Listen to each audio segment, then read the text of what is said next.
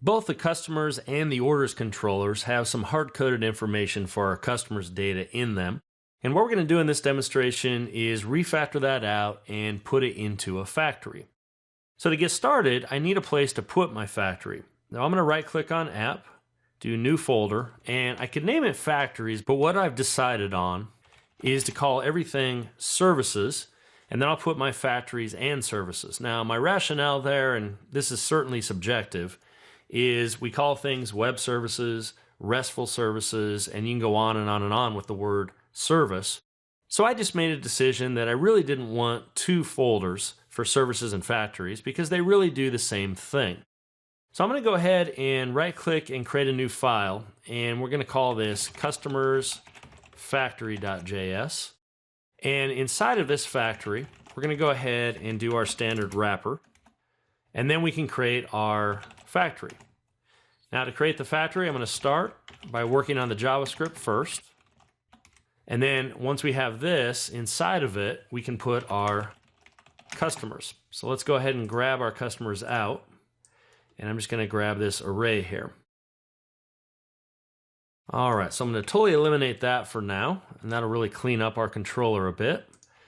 Come back and we'll paste that right there. So now we have customers in our factory. Now later in this module, you're going to see how we're even going to get rid of this and hit a live service. But for now, this will clean things up and we're going to make these customers reusable. Now what I'd like to do is once we have the customer data defined, I'm also going to come in and we're going to define a little factory object. And this is just going to be an object literal. And then on that object literal, I'm going to add a new function called getCustomers. Go ahead and assign that a function. And now I'm simply going to return customers. Now at this point, it's going to be a synchronous call. We'll look at asynchronous a little bit later, but it'll serve the purpose to get us going here. Now the final thing is to return the factory. And now we have our little bit of JavaScript that defines the customers and has a little factory object that returns the customers that we have. So the final thing we have to do is register this with Angular. So we'll go ahead and say angular.module, and this is our customers app module, .factory, and I'm going to call it customers factory, and then give it the customers factory object that we just created right above, right here. So we'll go ahead and just put that in, and we're ready to go.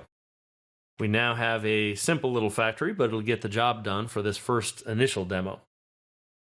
Now we can also go over to orders controller, and I'm also going to take out the customers here. Go ahead and delete those. That definitely cleans that up a little bit because we're going to share. Okay, so going back to the factory, just as a quick review, we've created our factory object, our function. In this case, we're going to put our customers inside. We're going to expose a factory object, tack on a getCustomers function, and then return that.